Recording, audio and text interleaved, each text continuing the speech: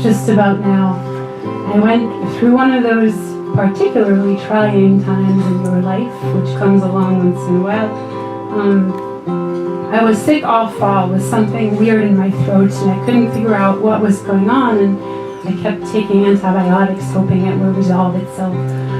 But it actually just got worse, and then before I knew it, it was visible, so I would look in the mirror and I would see this really like protrusion that was growing on my throat, much like a female Adam's apple.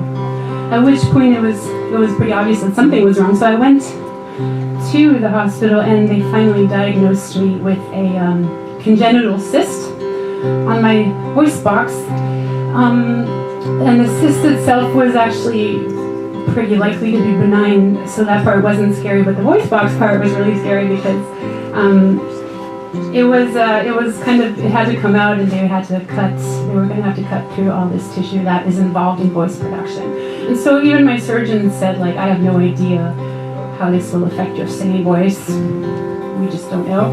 So it was terrifying in that regard. And it was also terrifying because the cyst was pretty large and it was pressing on my airwaves, and so I felt like I couldn't really breathe. It felt like someone was constantly strangling me, which, believe it or not, can make you really anxious and feel just like more tense than you would otherwise. And then that combined with like the idea that I might lose my livelihood, but also kind of my source of comfort and identity and all these things that it's a real gift to sing because I love it. And so that was really hard. And then in addition to that, I thought that knowledge is power, and to make myself feel better, I tried to watch my surgery on YouTube, which was a terrible idea. I thought it was actually going to, assuage my fears, but it actually just made it worse because it was like pretty much full of Jack the Ripper. And so I watched that, and so I was terrified because no one really wants to have like that really tender part of your body sliced open, even if it's under, professional supervision.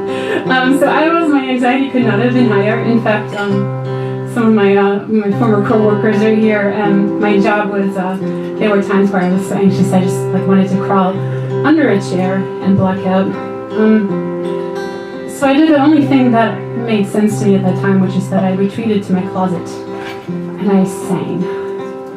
I bought a really nice microphone and I just set it up in my closet and I started singing every day. I just stopped answering people's emails and I sang.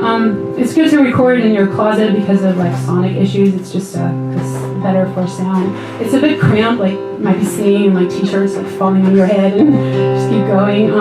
But I sang every single song that I love from morning till evening, and I would get up in the morning and drink green tea and sing, and then I would, as the day progressed, switch to red wine and sing, get really emotional, and then I'd be really sure that those vocal takes from the red wine were the most impactful, and then listening in the morning back in the green tea takes were much better.